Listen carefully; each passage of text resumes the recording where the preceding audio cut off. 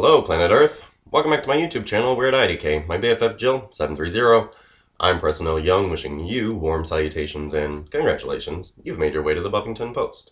Today I am tackling a question that I got on my Why It's Okay to Kill People When They're Ben video that I got from Amanda, aka Knitting Mummy. You can find her comments sprinkled throughout my videos. Thanks for your frequent feedback. Yes, Knitting Mummy is a big spuffy, and she asks me if I think Robin Wood is vindicated, if I think that Spike having killed his mother is reason enough for him to want to kill Spike. Short answer is yes and no. And we're going to discuss all of this good stuff in the video ahead. So here we go. Does Robin really have any kind of justification for wanting to kill Spike?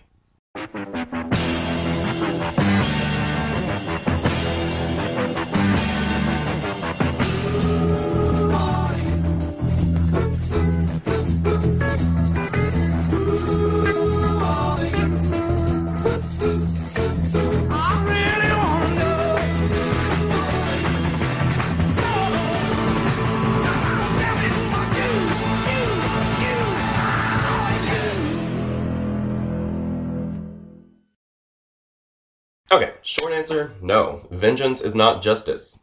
Vengeance, justice. Two different things. They don't weigh out. They aren't scales for vengeance. There are scales for justice. You feel me? So, no. Robin is not vindicated. His vendetta is not a justification. Look at your root words. I don't understand that question, but thank you for asking. But a young man wanting to avenge his mother is not out of the question. So let's delve into this. Okay, so in Fool for Love, we see Spike killing Nikki Wood, and he wears her coat as a trophy. And so what Spike does is he forms his entire identity around his killing of Slayers. This is how he identifies himself. He is a slayer of Slayers, you feel me? And so Buffy, when we see this in Fool for Love, she is disgusted by this. Spike is a serial killer, and he's a sociopath. Not only has he gone systematically after Slayers, but he forms his whole identity around these killings. And he wears that duster with pride, you know what I mean? So in Lies My Parents Told Me, we get to the meat of the situation. And we see that Robin and Nikki were together before she went to go and kill Spike. Or more accurately, get killed by Spike. And so she tells Robin the mission is what matters, and she goes off to do her mission. Okay, so I made a lot of notes for this, and they're kind of all over the place, so I'm just going to read you what I wrote, and then I'll backtrack and fix myself, okay? So, in Fool for Love, in Season 5, we see Spike killing Nikki Wood, and wearing her coat as a trophy. And in On Your Own, in Season 9, we find out that Nikki got pregnant, and when she did, like during her pregnancy, her watcher Crowley basically took over the slaying duties for her.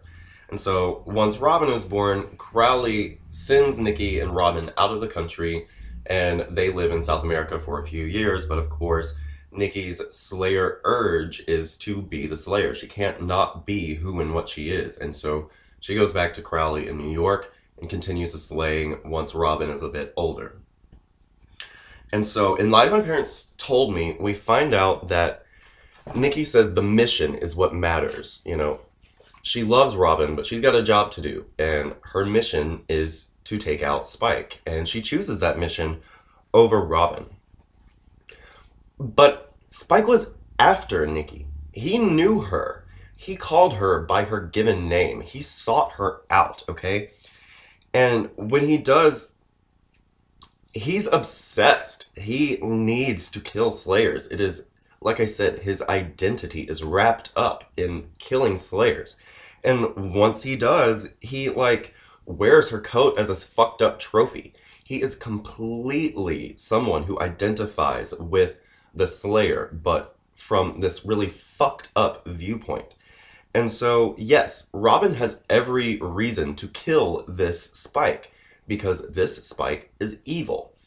Vengeance, justice, it matters not. This motherfucker's evil, and he's sadistic. He sought out Nikki, like I said. Like, he's a fucked up bastard.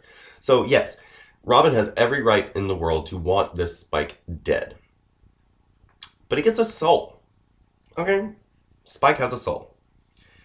And what does that mean exactly? The first, as the mayor tells us that a soul's slipperier than a greased weasel. And Dawn points out in him that, Xander had a soul when he left Anya at the altar. Lila's got a soul. Warren's got a soul. What good is a soul if you don't know how to use it? And what do we really know about Soulful Spike? Well, he's been driven bonkers and back by the first evil. He's got this, crazy trigger. And, he was going crazy just because of his own soul in the first place. And, the first evil's influence is seriously driving him nuts. And, he had been siring a small army of vampires in Sunnydale under the control of the first evil with his soul. And, he's going crazy by the same, firsty trigger by the time we get to Lies My Parents Told Me. So things are not cool, okay? But he's susceptible to the first evil, as we all are. And the fact that Spike is a demon makes the first evil's hold on him that much stronger. And so we can't really fault Spike for his actions. However, his actions are actions. It's not like we can just ignore that. Spike is doing all of these things, and he cannot control himself. But the fact of the matter is, we don't know this man. Season 7 Spike is a character that we've never met. We don't know anything about him. And this isn't a Spike that we can feel very good about Robin killing, because, like I said, what does he deserve? It's all in the air. Yes, we know his actions, but he's not in control of those, which, yes, makes him dangerous, but we can't fault him for it. Does he deserve to die for this? Well, what do we know about Soulful Spike? The only thing that we know for sure is that he loves Buffy. And if there's one thing that we've learned from the Buffyverse, from Angel himself, from Bewitched, Bothered, and Bewildered, from I Was Made to Love You, from him, people in love are dangerous. And this goes to your Giles question. This is enough for Giles to decide that, yes, this is justified. Because people in love are dangerous. And when you're not in control of your own faculties, you're even more dangerous. And so this, of course, worries Giles. He's looking out for Buffy because, yes, in Lies My Parents Told Me, Giles comes into the library and he's like, no, we don't learn things from ones and zeros. That's not how you attain knowledge. Now, you and I are right here on these computers and we're sharing our information and our knowledge. So we know that Giles is wrong. Knowledge doesn't just come from books. It can be digitized. And so we see that Giles is not willing to accept the new, which Spike represents. But at the same time, when Giles and Willow do this mojo on Spike, he's not willing to cooperate.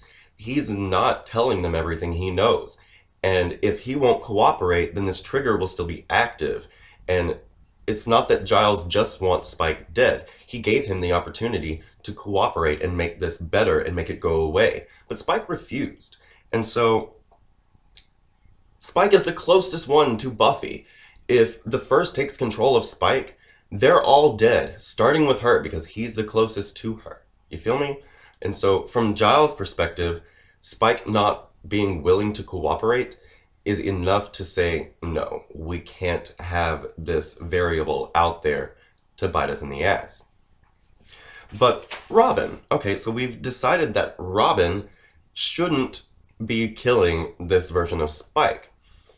But for argument's sake, Robin admits that he doesn't want to kill Soulful Spike. He says it's an unfortunate circumstance that he has his soul. He just wants to kill the demon that killed his mom. So there's that. But wait. Spike, in Get It Done, when Buffy gave her whole shut up and nut up speech, her get it done speech, she said, I need killer Spike. I need you to be vicious and whatever. So Spike took this to mean that he needs to go and dig up his duster that he took off the body of a dead woman and wear it so that he can have this identity. This is ridiculous. I don't know why Spike interprets Buffy's words to mean, go adorn yourself in the trappings of dead slayers. It's Spike, and he's wearing the coat. I don't think that's what she meant, Spike. It's ridiculous. It's sadistic. It's awful. Like, we see, as far as Robin is concerned, that Spike still clearly identifies as a killer. So, fuck that. Spike's running around in his dead mother's coat and not really showing any remorse about it, but we're supposed to think that Spike is beyond all of that. And why is your identity still wrapped up in the slaying of slayers? It's fucked up, right? And so, yes, as far as Robin is concerned, at this point, Spike still identifies as a killer, soul or not. And so, when Giles and Robin start talking about Spike and all of this, they come to a genuine consensus. Now, Anya in this episode, she tells us what we already know, that everybody in the Scooby crew has already voiced their opinions about Spike, but they have gone unheard or just ignored. Buffy does not want to hear it. It's Buffy's way or the highway. And when they say, Spike's a radical element in your shit, she's like, no, just get in line. And so everybody just gets in line with Buffy because they trust her, and that's great. But there is no consensus. Whereas, as I said, Giles and Robin, when they come together and start talking, they come to a genuine consensus, which Buffy has not come to at all with her people. Okay? But the killing. I mean, the episode really answers this question for us. The obvious reason that Robin is not justified in wanting to kill Spike is that he doesn't hate Spike for killing his mother. Robin has all of these fucking mommy issues. His mother, she told him straight up, the mission is what matters. And she chose that mission over him many times. And the last one is just the one that stuck. He doesn't hate Spike for, like I said, killing his mother. He hates Spike for giving her exactly what she wanted. Go back to Fool for Love. Every Slayer's got a death wish. And yes, it's poetic and sadistic and fucking creepy, but it's true. Every Slayer does have a death wish. Now, this mission is what matters to Nikki Wood. And the mission is what matters to Buffy. And at the end of the day, not only is Robin not justified in wanting to kill Spike because of his own mommy issues and the fact that Spike has a soul, but the mission is what matters to Buffy. And Spike is a part of Buffy's mission. This is her fight. This is her war. And, like I said, Spike is a part of her mission, whether Giles or Robin or any of us like it, because it's not our fight, it's hers. And Buffy really needs to believe in Spike. Despite everything else, she needs to believe in him because Spike and Buffy have so very much in common. And the idea that Spike went and got his soul is him saying, that's not my destiny. He decided for himself what he was going to do with his life. And Buffy needs that for herself. She's constantly being told, do this, do that, be this, be that, you are this, you are that. Whereas she looks at Spike and everybody is telling him the same thing, and he says, no, I'm not. I don't have to be what you say I am. And so, Spike proving that he's a better man, Buffy needs that. She needs to see that so that she can prove that she is not what everyone says that she is. And that's why he's a part of her mission, because he is a reflection of herself, a reflection that she desperately wants to see come to fruition. And so, yes, Robin didn't necessarily have any right to kill Spike, but what right does anybody have to kill anybody? Like I said, Robin looks at Spike and he sees his soul, but he also sees that he's, like I said, adorned in the trappings of friggin' his dead mother, and he's not showing any guilt about it. Spike still identifies as this killer, and so from Robin's vantage point, I can understand. Giles, he knew that Buffy had this great big blind spot for Spike. And sure, Spike overcomes the trigger in his head, but only after Robin forced it down his throat. None of this would have happened had Giles and Robin not tried to kill Spike. Otherwise, the First probably would have used this trigger, and Buffy would have died, and we wouldn't have anything going on right now, because Buffy would be fucking dead. And with Buffy, yes, her saying that Spike, if you try anything with him again, he'll kill you, and more importantly, I'll let him. Yeah, she's justified in her reaction as well, because like I said, the mission is what matters to her, and Spike is a part of her mission. She doesn't have time for people's stupid, petty, personal bullshit getting in the way of this friggin' amazing, crazy battle that she's got to fight. She doesn't have time for that. Spike will kill you. And that's the problem, isn't it? Well, Amanda, Knitting Mummy, I hope you enjoyed that answer. I know it kind of went around in circles, but that's life. I hope you're having a great 2015 so far, everybody. I'm Preston L. Young. You can come right back here to the Buffington Post for Buffy the Vampire Slayer reviews, Angel and Faith reviews, Buffyverse discussions on the other Slayers, my continued Season 8 coverage, my weekly Game of Thrones videos, and more.